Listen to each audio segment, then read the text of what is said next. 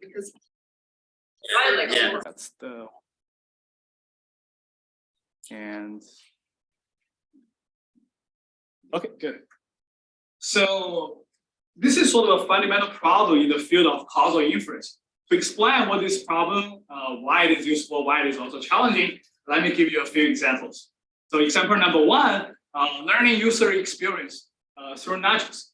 So I don't know how many of you know Strava. Are you using Strava? Did any of you use Strava? Yes. So actually, CMAC is also a big fan of Strava. So Strava is a running app. Okay, and encourage you to run more. Actually, Strava will send you nudges. One kind of such nudges is to ask you to give kudos to your friends who just finished a run. So we all must give a lot of kudos. And so here, Strava is asking me to give kudos to Vivek, my advisor, actually, after he finished a run. So after I give kudos to Vivek, I probably also want to go for a run to get a kudos back. So I also get kudos back from Vivek. And hopefully after all this, right, we will both run more. So that's kind of the effect of this nudge. And a lot of apps actually are doing similar things, right? Send you nudges to maximize user engagement, maximize user experience. And then one fundamental question here to ask is how should we learn such a sort of notification or nudge, let's say through the historical data. So to make this a little bit more specific, let's say we collected the following user engagement data, where different rows are different users, different columns, different times. Each entry is the user engagement level of that user at that time. So you collect the user engagement panel like this. In addition to this panel data, let's say you also have the nudge data. So if the entry is marked as red color, then that user at that time got nudged, got a notification. Now, given data like this, we want to understand what's the impact of this nudge to the user engagement, right? So why this problem is hard? So one main challenge is because this nudge pattern can be very complex. It can be all over the place. Different users get a notification at different times, and it's often generated through some algorithm. So it can also be correlated with the historical data. So this is actually a hard problem. In the past 5 years, there are many online platforms like ByteDance, where I worked before, and Strava. They are trying to solve these kind of problems, but fair to say, actually, they are not fully successful yet. Yeah, on the other hand, this kind of problem is also in particular useful for small companies where they have very limited ability to run A/B testing. But on the other hand, now they actually have a large access to observational data thanks to the platform like FullStorm. So this is the example number one, learning effects through panels like this from online setting. Next, I want to give you another example for offline settings. So let's shift the gear a little bit. Imagine you're a big retailer and you have a lot of physical stores. So rows here are different stores, and you collect the sales data of those stores across time. Okay, the different color here indicate different sort of a sales level. In addition to sales data, let's say the intervention you have now is a type of store level promotion. So if the entry is marked as a red color, then the store at that point get the sort of use the promotion. Now, given data like this, a very natural question to ask is, what's the impact of this promotion? Right? Is it a positive? Like how much sort of revenue you can get? And why? So this is actually a real problem, right? From actually the company I was just mentioning, AB InBev. Just in case you don't know, they actually have very popular brands like Budweiser, Bud Light. So we are working with them to sort of understand questions exactly like this. Now, why this problem is hard? Again, this promotion pattern can be very complex, right? It can be all over the place. Different store use the promotion at different times. And in particular, if you are a store owner, you may only use the promotion when the sales go down. So it all can also be correlated with the historical data. So all of this making estimating this effect very complex. And so hopefully through these two examples, I give you a sense for what is this learning effect through panels, why it is challenging, why it is also sort of useful. And this talk at a high level is to ask the question, given such a complex intervention pattern, what's the best we can do for learning this effect and how to achieve that? So I'm going to sort of stop here a little bit for this high-level introduction. Any questions? Yes.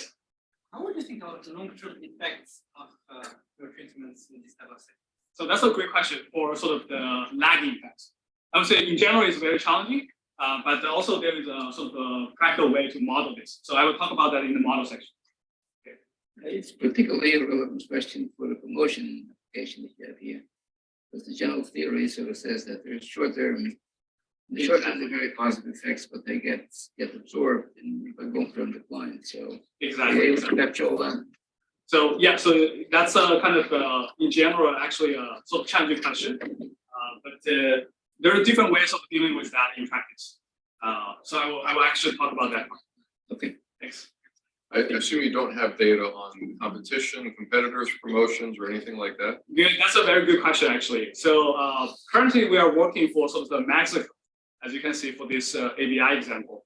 There, they actually control 94% of the market.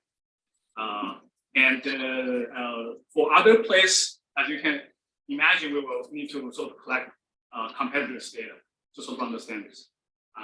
So that's a good question. So actually, let me just start to sort of model this problem. So let's consider sort of a simple model to describe the problem. I will use this store example as a running example. It will also sort of apply to other settings. So to start at a minimum, what do we observe, right? We first observe the sales. And let me call this matrix OIJ. So OIJ indicates the sales of store I at time j. Now, in addition to sales, we also have this promotion pattern data, right? I'm going to call it ZIJ to indicate whether store I at time j used the promotion or not. So if ZIJ is to 1, then that entry is red color. Otherwise, ZIJ is to 0. So here I'm giving sort of the binary setting for the promotion or not. It can also be generalized to sort of the continuous number setting. Okay. So this is what we observe. Next question to ask is, how should we model the promotion? Right? How should we model the observation? A typical way of thinking this kind of problem is to think of ideal world. Right? In the ideal world, if there is no noise, there is no promotion, what would happen to the sales? So that's called this matrix Mij star to indicate the sales of store I at time j if there is no noise and no promotions. Okay, and we usually call it ideal sales, right? Ideal outcome. And it's something unknown, only exists in your mind. In the ideal world, what would happen to the sales?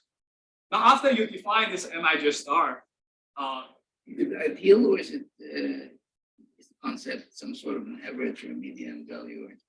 you can also think of that as a sort of expected value, say, without promotion. Okay. So in the case if ZIJ equals to 0, if there is no promotion, let's say what do we observe? Is the sales equals to ideal sales plus noise, right? And then if ZIJ equals to 1, if there is a promotion, let's say what do we observe is the sort of ideal sales plus noise plus promotion effect, how IJ. And just to summarize, let's say the model here, you have the observe the cells can be written as the sum of ideal cells plus promotion effect and the plus noise. So this is a sort of a simple model here. It does not capture the lagging effects, right?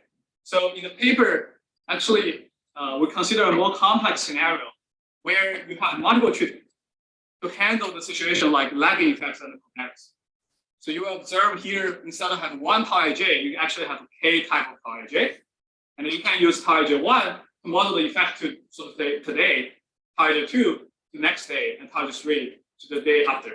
So this is a one sort of a typical way. There are other practical ways of dealing with this kind of lagging effects in practice. Happy to chat more of this in the application part. Okay. So, but for the talk here, let's say we consider this model. Actually, for today's talk, I'm going to focus on even simpler model to say that what if the promotion effect here is a constant? So let's say the promotion effect here is a constant tau star, and our goal here, we observe the sales O, we observe Z, we want to estimate tau star. So it turns out this simple model actually capture the core of the idea I'm going to talk about. So for the purpose of the presentation, I'm going to focus on this constant promotion effect. And our goal is to estimate health. Okay, just to sort of remind you, here we observe cells, we observe the intervention pattern Z. We don't know M star, this is the ideal cells. We don't know tau star, and we don't know noise. And we want to estimate health, the promotion effect. Okay, so as you can look at this, we need to make some assumptions, right? If M star, you have, if you have an arbitrary M star, right, there is no hope to estimate health. So next I'm going to talk about what kind of assumptions we need. The first assumption is about M star. We will assume M star is a low rank matrix. So this low rank assumption is sort of a typical assumption now in the literature. It also been widely used in practice. So to understand what it is this, it's basically saying each store can be captured by a low dimensional latent representation. That's the source of this low rankness. And if you are sort of familiar with this field, traditional workhorse method for this kind of panel problem is called a difference in difference PID. They are actually a special case of this low rank. In particular, they are assume a specialized rank 2 matrix. To be a little more specific here, right? DID actually assume MIJ star can be written as AI star plus BJ star, where AI star is usually referred to as the fixed effect of the store in this context, and BJ star is the fixed effect of the time. So if you're willing to assume this, two-way fixed effect model, then OS is sufficient. Right? But recently, there are actually a lot of complaints about DID. One main reason is because this model is just too simple to capture the sort of a complex variation of M star in reality. Right? In particular, BJ star is saying at each time step J, there's a common effect contribute to every store at the same time. And this is a little bit too restrictive. Sometimes people refer to this as a failure of parallel chain assumption. And a lot of papers actually complaining about this. And that's why now people sort of converge to this low rank assumption as a generalization from DID, specialized rank 2, for a general rank R matrix. So we are also going to use this assumption. Okay. And next, this is for M star. Next, for Z, we will require Z to sort of depend on the data in a causal way. In particular, what I mean for that is we require Z only depending on the historical data. In particular, condition on all the historical data, we require Z to be independent from the current noise and future noise. So this is the arguably reasonable assumption. Is this a question or? Okay. Okay. So this is the assumption for Z, right? Finally, for noise, for the purpose of this talk, I will say noise consists of independent heterogeneous sub-Gaussian noise. In the paper, actually, we will allow all correlations for the noise. But for the simplicity here, say E is independent sub-Gaussian. Finally, just to remind you, our goal here, we want to estimate tau star given the cells O and the promotion pattern Z, intervention pattern Z. So this is the model. These are the assumptions. Right? Any questions so far? Yes. I'm trying to understand, like, is there a statistical challenge here that you're trying to solve, or is more like a computation? The challenge here is actually a statistical challenge. So we'll see that in a second. Like, so the main challenge here actually is this non-convex structure for the low rank manifold. We'll see that in a second. Yes. You help contextualize the identification condition, the ignorability condition in the context of your examples. For example, in the nudge setting, I guess there are treatments might depend on a lot of other factors. In motion settings,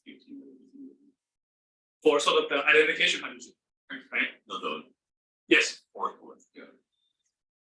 the noise, for the Z part, for the Z part. Yes. So in general, Z can depend on the history.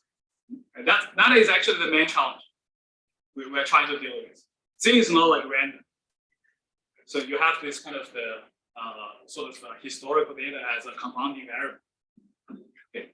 So we will see in a second how we are sort of addressing this. But you cannot have the compounder in the current period. We cannot have the compound in the current period. So that's kind of a little bit out of the scope. Right. In the sense of if you sort of are familiar with DID, what we are doing here is just to try to generalize DID. Okay.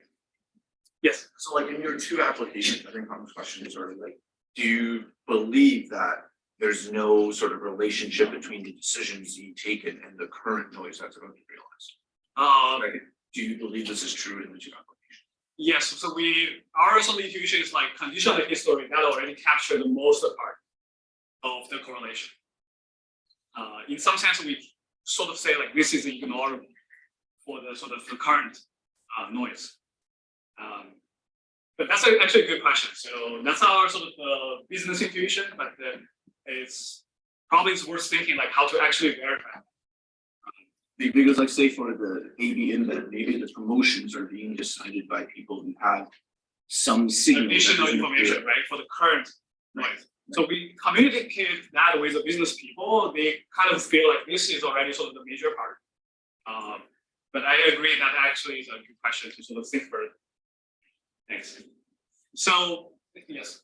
I don't know, what's the length of the time period, like clock In hours? the applications.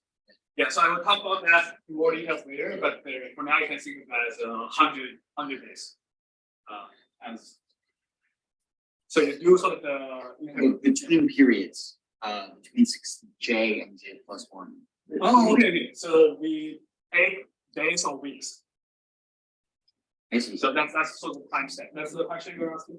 Yeah, so if there was a confounding variable that wasn't captured, so we did something about this Week or this day or not something things like that.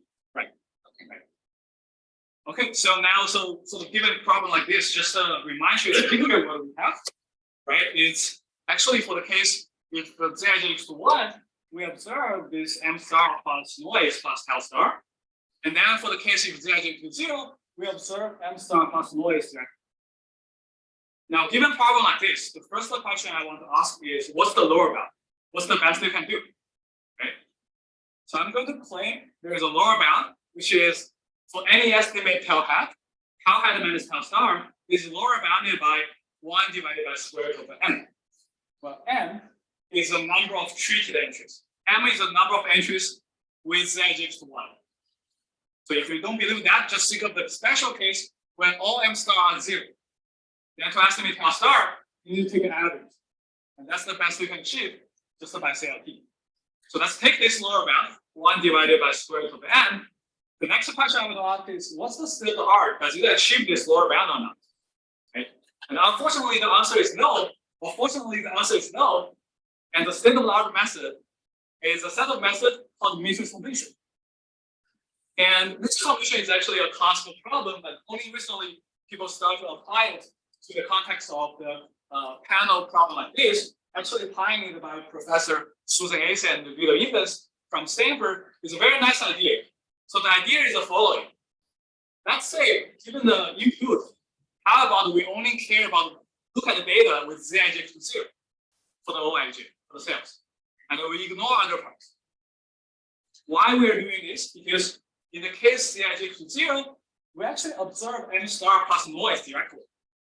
Right?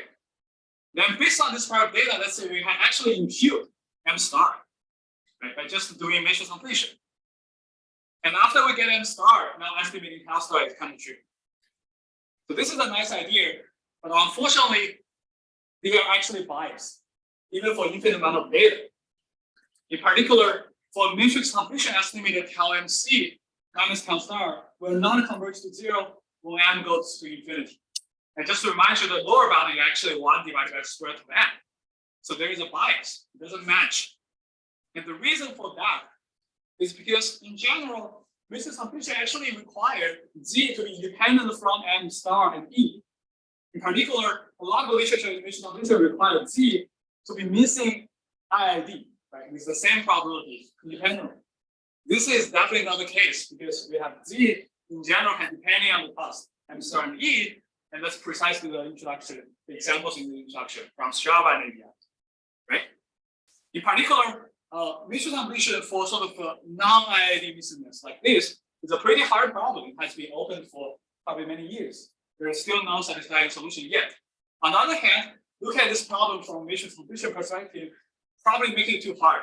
So I can make it more sort of precise later. But for now, let me give you a sort of nutshell for what we are doing in this work. Okay.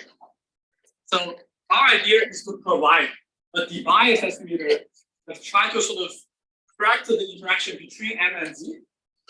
And this allows us to actually give the following theorem. Under identification conditions on M star and Z, we achieve our estimated top E, achieve the bound 1 divided by square root of M. And just to remind you, that's the lower bound. So this actually matches the lower bound up to log n factors. And for the identification condition here, we are saying if the conditions on M star and Z are not met, then there is no estimator that can actually recover health. So what we are saying here is basically, given this identification condition, we can actually achieve the min-max optimal guarantee. So this is kind of nice here, and it's kind of the main message of this work. I'm going to stop here for a little bit to see if there are any questions. When you write these statements, are you taking expectation with respect to noises and so on? High probability. So this is high probability. Yes.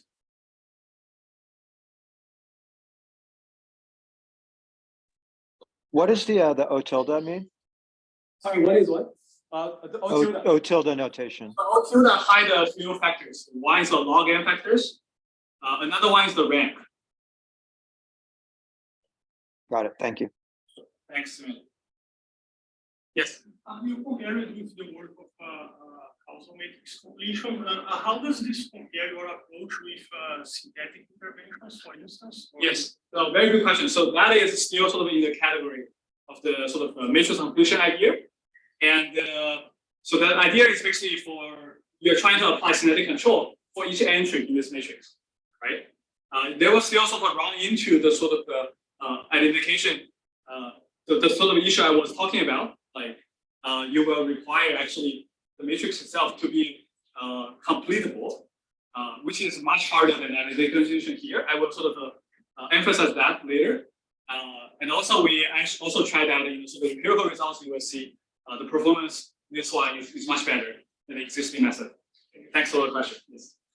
Yes, sir. Can you just remind us, is M the number of stores or the number of time periods? M is the number of the entries with the idea to 1. So number of entries you actually apply the intervention. Okay. So this is more like a sort of statistic guarantee. Okay. So the size of the matrix itself, like number of time periods and stores, do not enter at all in these bounds, only n. So let's say the size of the matrix is n, there's a log n factor here. Eventually what we get is a finite bound for every sort of parameters that will play a role. But here I'm sort of simplifying the writing. So it doesn't matter, for example, if the matrix is sparse or not. Yes, exactly. So the m actually is the main factor. Right. The low rank factor would enter the bound, right? The rank is here. So we are sort of ignoring the rank in the O tilde. Because we say it's sort of low rank structure. Okay. So for the rest of the talk, I'm going to firstly give you a geometrical view of this problem to sort of explain a little bit more what is identification condition exactly, right? And then I will talk about the new estimator. And then we'll show some empirical results for the semi-synthetic data and finally the application setting. Okay, so let's start. So what kind of problem we are solving here, right? Let's try to imagine this matrix O as a point in the high dimension space somewhere. And for simplification, let's say O equals to M star plus Z. Tau star equals to 1 and there is no noise, just for simplification. And so what do we know about O now? Is there exists another point, M star, in the space. If you move in the Z direction, it will arrive at O, right? And we want to find M star. What do we know about M star is M star is in this low rank manifold. So I'm using the word manifold here. It's just a subset of rank R matrices. But I'm going to use manifold to just to be a little bit more fancy. So let's look at this manifold, and we want to find M star. So we can try different points until we find M star to sort of move in the Z direction to hit O. But this is a hard problem because it's actually searching over a non-convex complex manifold, right? And to make this problem even harder, there could be identification issue. And the identification issue is there may exist another point M prime. If you move in the Z direction, it will also hit O. So you won't see that in this figure, but it will actually exist in some special case. So let's try to dig into that a little bit. Let's try to look at M star locally. And what I mean by that is, how about we look at the tangent space of M star, of this lower manifold at point M star. So T star is the tangent space of this lower manifold at point M star. And why I'm doing that? Because this tangent space will serve as an approximation for this manifold around M star up to, let's say, second order area, right? So let's focus on this tangent space. Given this picture, I'm going to define two quantities. One is the projection of Z into the tangent space. Let's call it PT star Z. Projection to T star. Another one is the orthogonal component of Z that is orthogonal to T star. Let us call it PT star perp Z. Okay, the orthogonal component of Z, right, orthogonal to T star. Now, given these two quantities, it's now actually not easy, not hard to see for any other point M prime on this tangent space. It's impossible to move in the Z direction to hit O unless a very special case.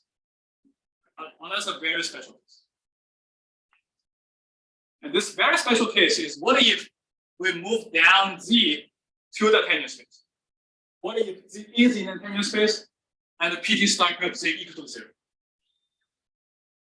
In that case, you get a figure like this. Z is in the tangent space, right?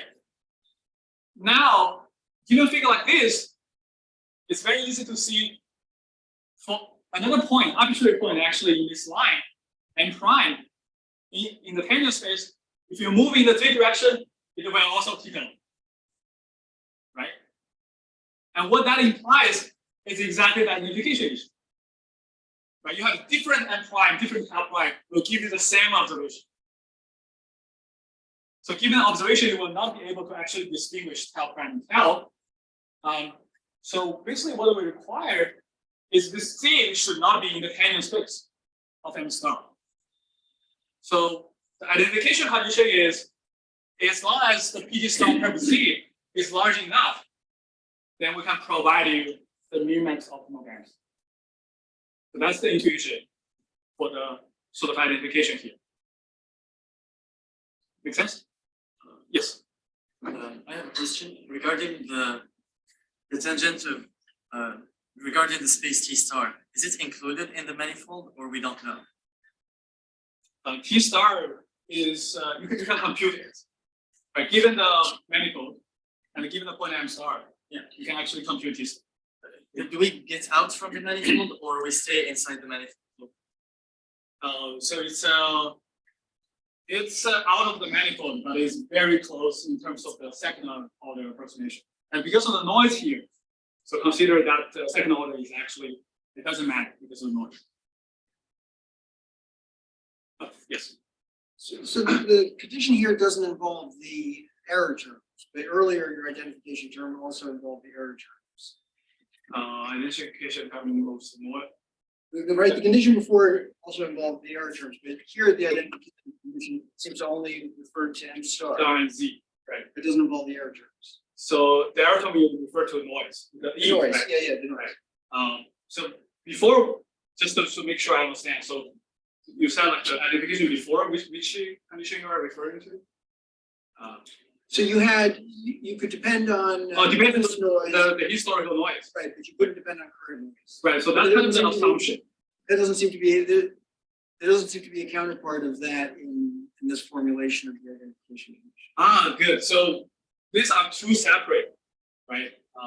We can also think of it as assumptions. I see. So this is Right. separate. And this is separate condition. So that's the assumption for Z and E. And E is noise. So noise actually has a nicer structure. And this is the condition for Z and M star. And this is actually the key component. Because if you cannot tell the difference, let's say imagine the special case Z equals to M star. Right. In that case, actually there is nothing you can do. So this kind of impose condition to that. But is this somehow implied by the conditions that you had earlier, or so earlier you showed us some other conditions? Right. So that are three sort of assumptions instead of the sort of condition. So this is an additional. This is an additional condition for the identification condition in the theorem statement. Next. Suppose to try to interpret this intuitively, would saying that there needs to be enough exogenous variation in treatments be like a reasonable thing to say? In some sense, yes. It's like Z should not be purely sort of let's say the same as M star. You have to be a little bit orthogonal to sort of be able to distinguish the signal. And in the context of your previous examples, can you help us interpret this additional? That's a very good question. So yeah, my understanding is that, right, it's like you cannot sort of do your intervention. Let's say M star is all 0 or 1.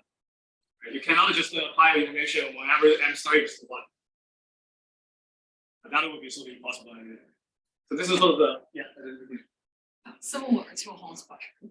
So there are two temporal trends in M. Like there's sales staying flat and sales going down. Yes. So if I'm only applying Z to all of the stores where sales going down, that would be a failure of this. That's a good question.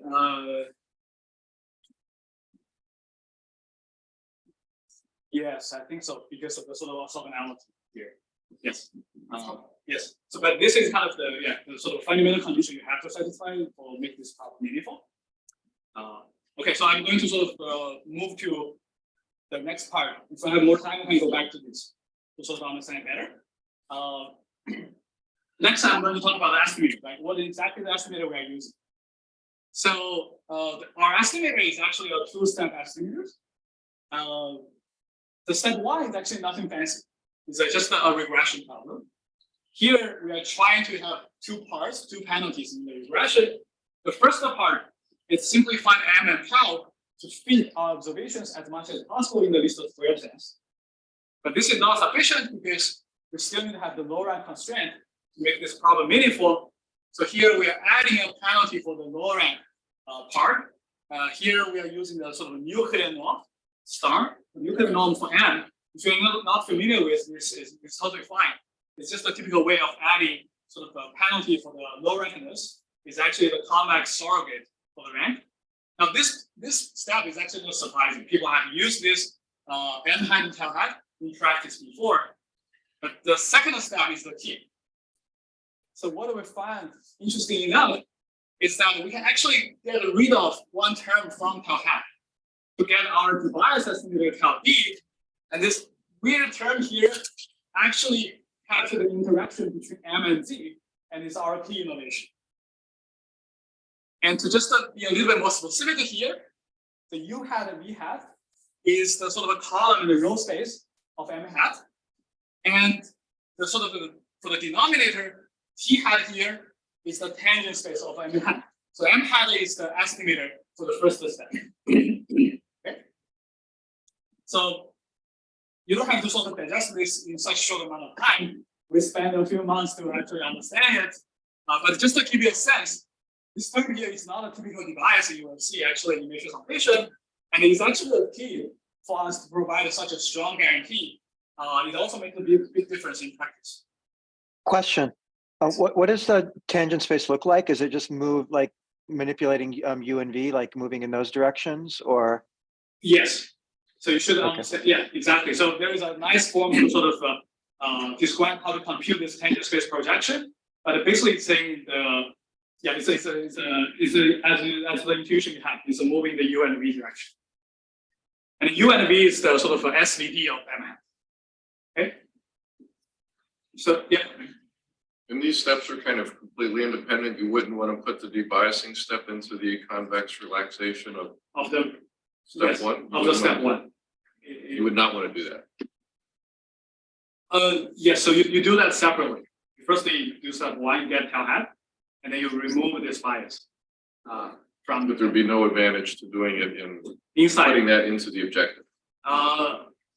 It's actually a good question. It's not clear how to actually do that.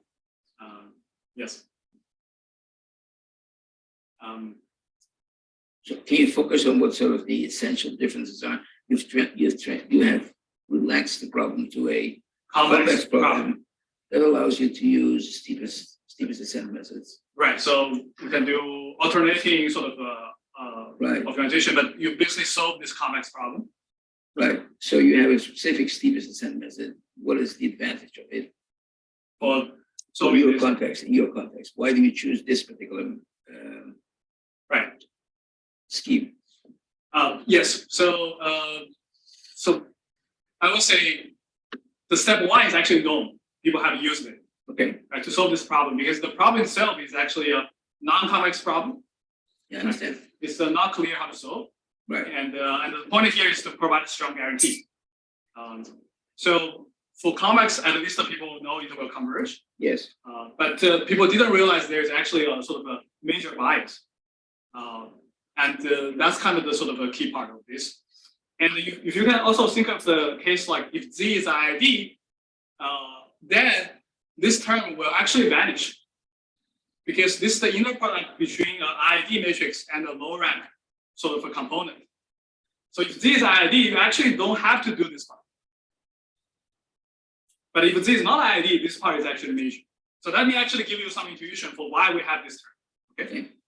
So this is the proof idea.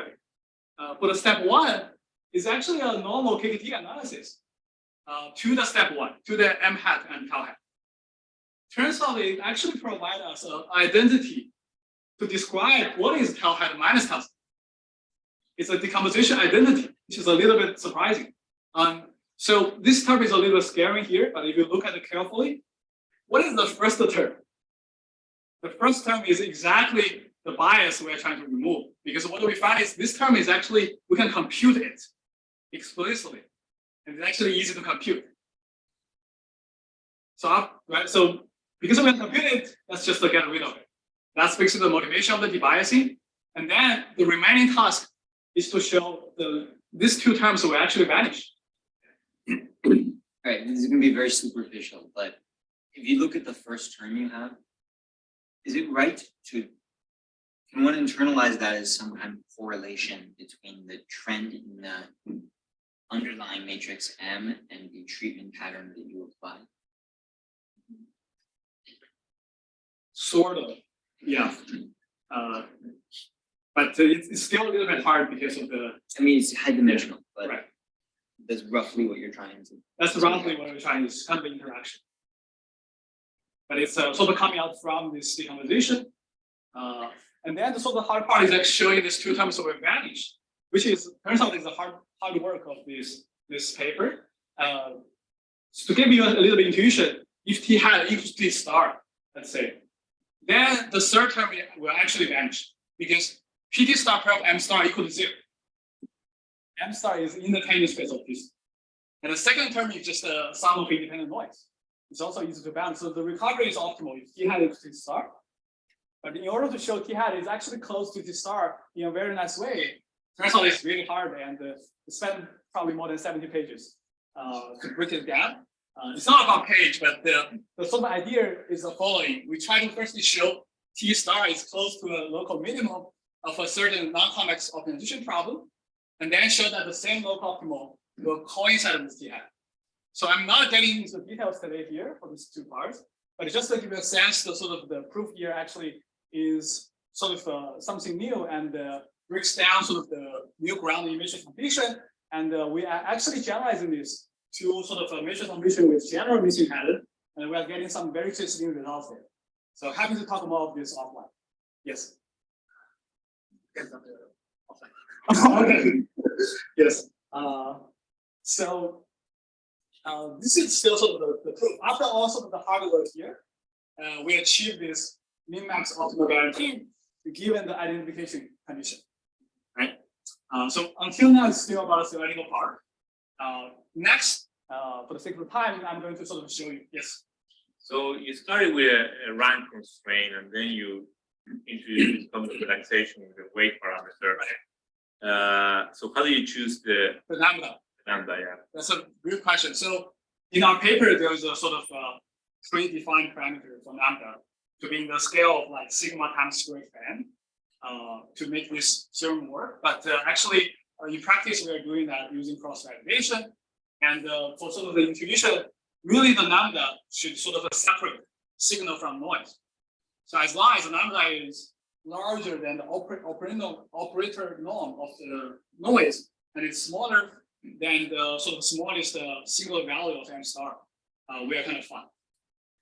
But in your theoretical results, you're comparing to tau star, that is the optimal estimator with a rank constraint. So then, in some sense, you're trying to solve like an NP-hard problem. So then, how do you get around these computational issues in your group? Because now you give me like a very nice like kind of polynomial time algorithm, presumably. Exactly. So how do you get around this So computation? that's exactly the sort of challenging part, as you can imagine, right? We find this convex like actually why it can actually recover that stuff. So that's sort of the hard work here. In particular, if Z is ID, this is actually known. So if Z is ID, using this convex relaxation, you can get optimal guarantee. Right? That's kind of something known. But what is unknown is like if Z is not ID, problem like this, can you also get the optimal sort of guarantee? That's kind of the problem we are sort of trying to do. But in your theorem statement, which lambda are you using concretely? So lambda is in the scale of sigma times squared n. So any lambda like that would be Will work, yes. with a central degree. For the theoretical result. But happy to sort of chat more of this. Yeah. Could these results also give you an indication on how to quantify the uncertainty in your estimators and does That's great. So actually, if we have the condition that noise is sort of exogenous, we will also achieve the asymptotic normality. So there is a confidence interval in the paper.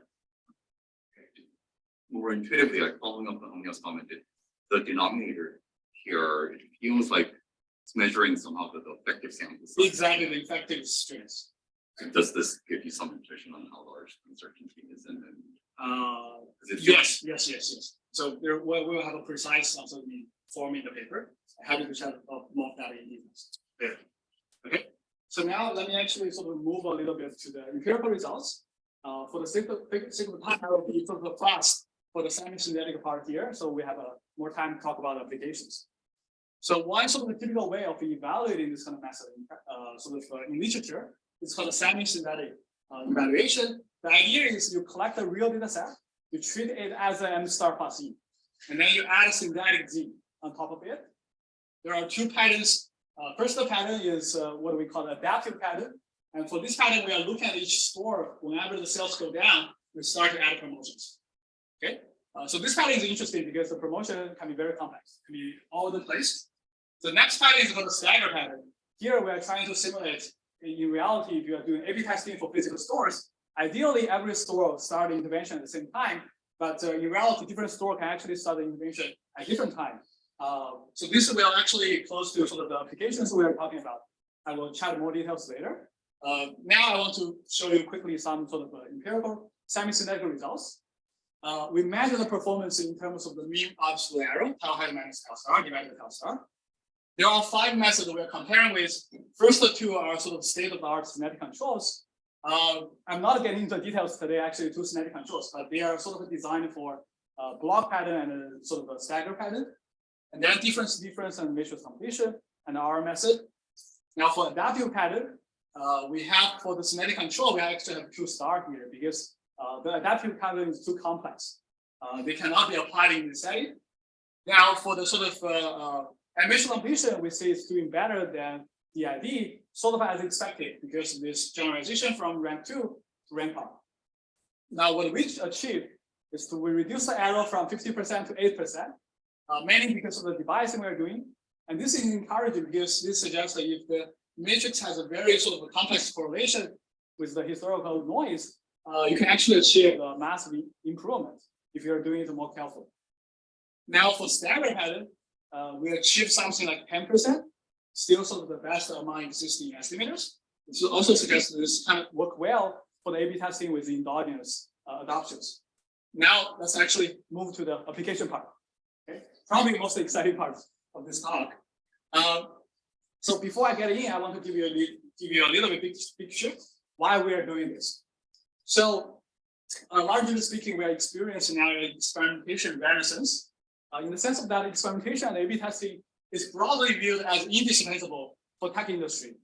Actually, I will simply quote a line from Jeff Bezos.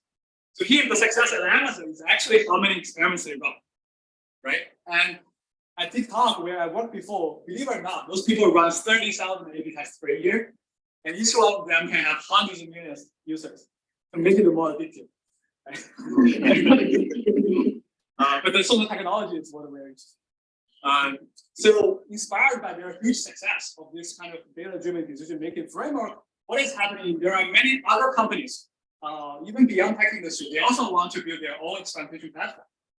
So Anheuser-Busch InBev is such a company.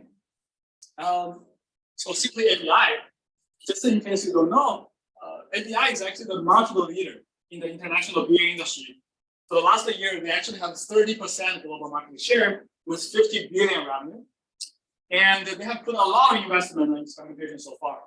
So the large team will work together. There are hundreds of people actually. And in Mexico alone, there are 200,000 stores that involve in experimentation. And for the strategies they are testing, largely speaking, there are assortment strategies or like promotion strategies. Before I get into the details, I want to sort of highlight here, doing experiments for those offline physical stores is much more challenging compared to the online A/B testing. For the online A/B testing, low cost of scale is kind of a software thing, and you easily get millions of users. At TikTok, you get hundreds of millions of users relatively easily, and then it's easy to have this perfect randomness. But for physical stores, high cost to implement, you get 1,000 of stores in a typical sort of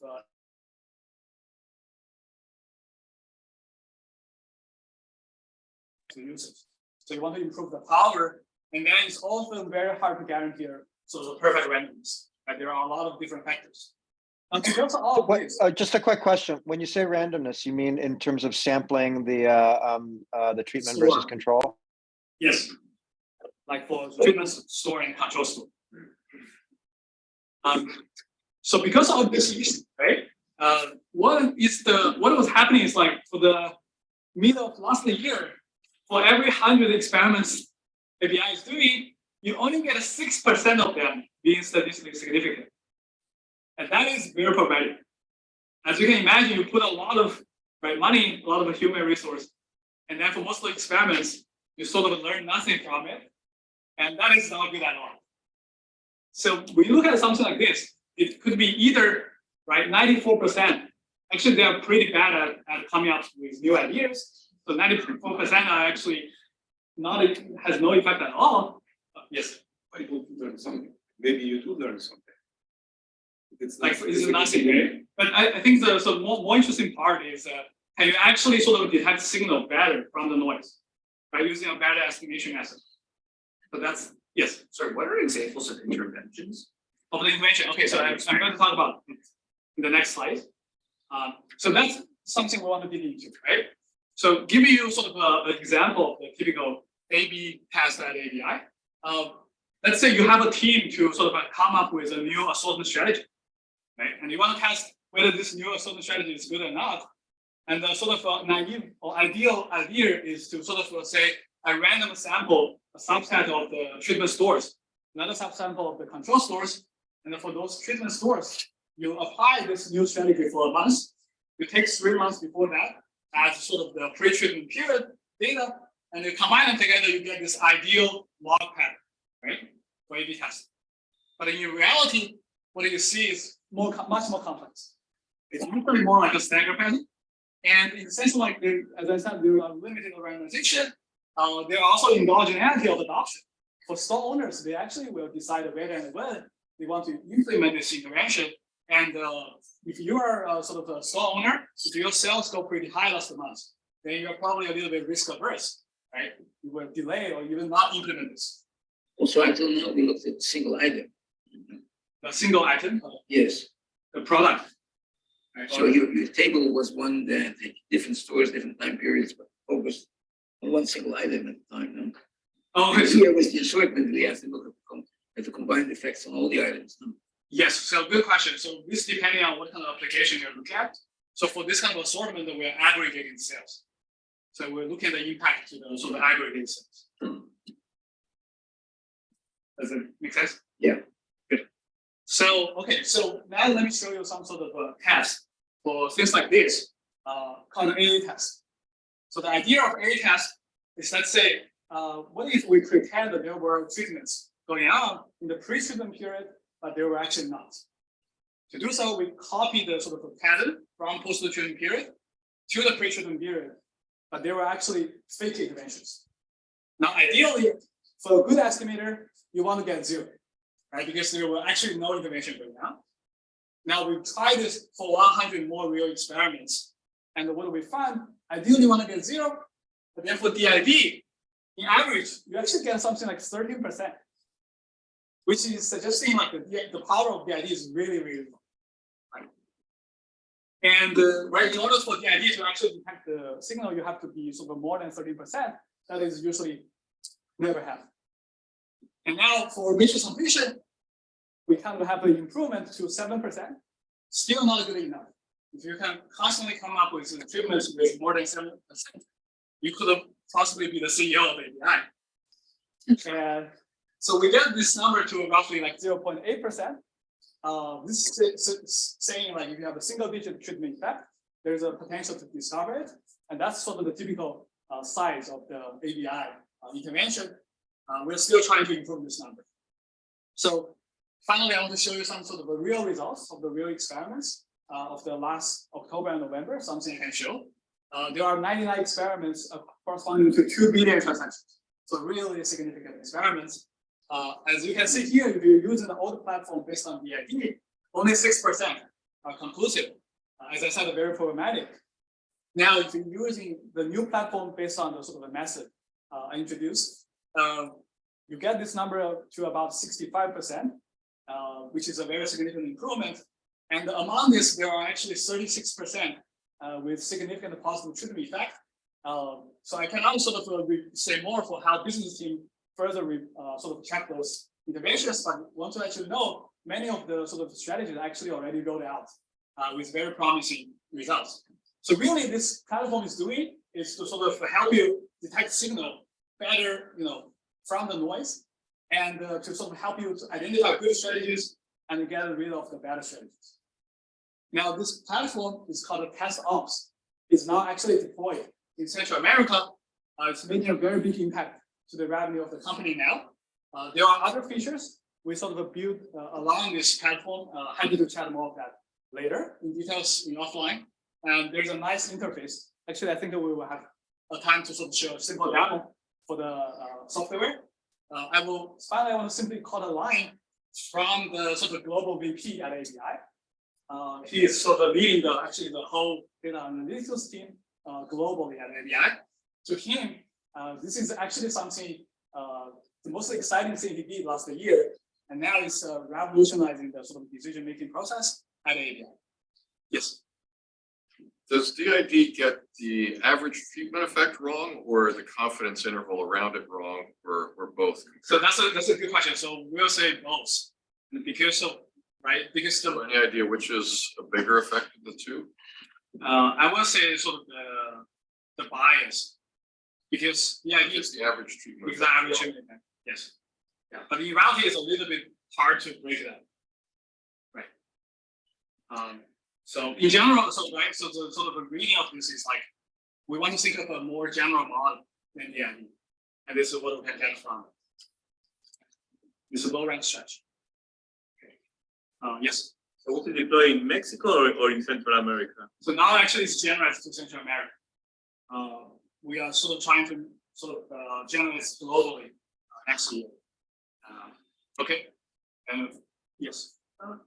If you were to pick the ideal Z, given what you know about the bias in terms, would you pick a Z that's like a very wide? Would you pick a Z that every possible entry is missing randomly? That's a very good question. So for using DID, right? Yeah. So there's actually a paper talking about that. Happy to chat more of that in offline. For now, let me actually move on a little bit to just finish the talk. So I want to sort of acknowledge to everyone to make this platform possible. There are actually very strong teams from ABI for software engineers. Learned a lot through this path. And finally, just a few words about the big picture here. Really, we are running into this experimentation renaissance now. What is happening is when you sort of scale this to new industries, to new applications, you find a lot of challenges, right? So during my sort of PhD, I work a few topics around this field. Now, in addition to this theoretical work and sort of the hands-on packaging here, I also work with a bunch of companies to make this real. Happy to chat all of that sort of in offline.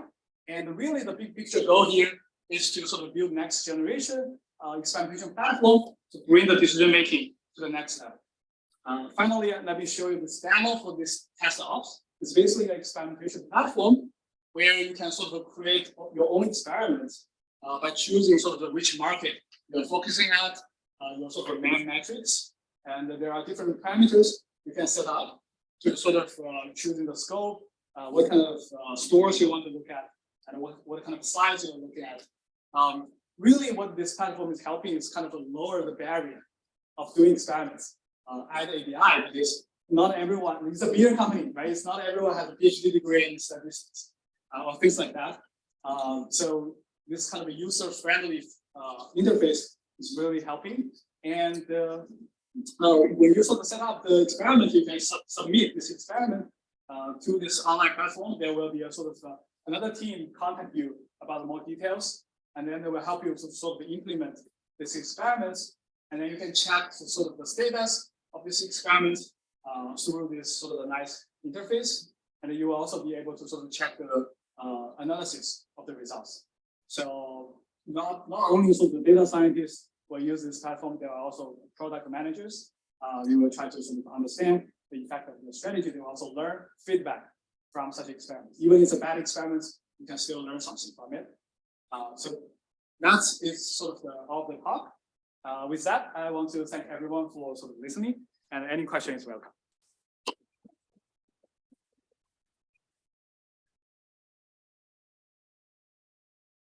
Yes. So I have perhaps a philosophical question, but I was asking about the interventions because I normally think of A/B testing as being these sort of things like, should I make the color red, where I can't sort of model what's going to happen without testing.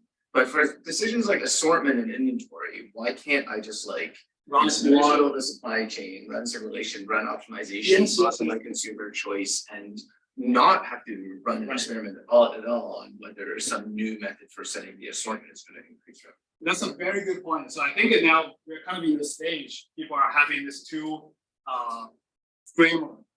And we are still trying to learn in what kind of a context we should be using experiments, in what kind of context we want to use simulation.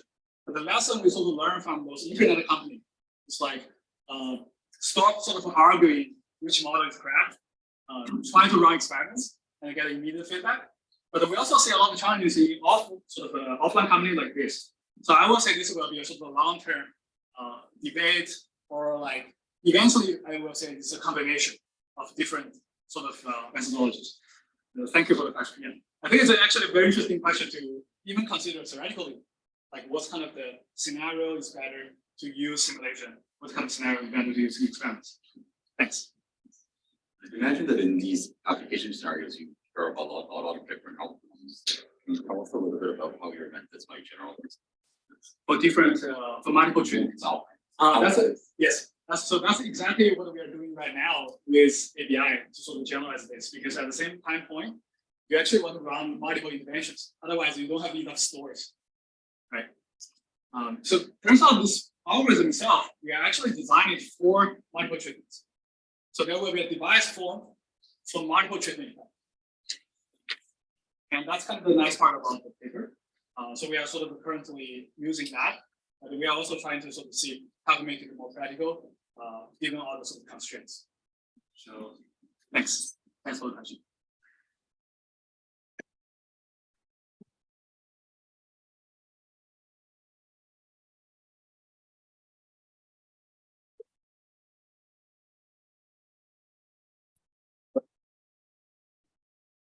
Sorry, we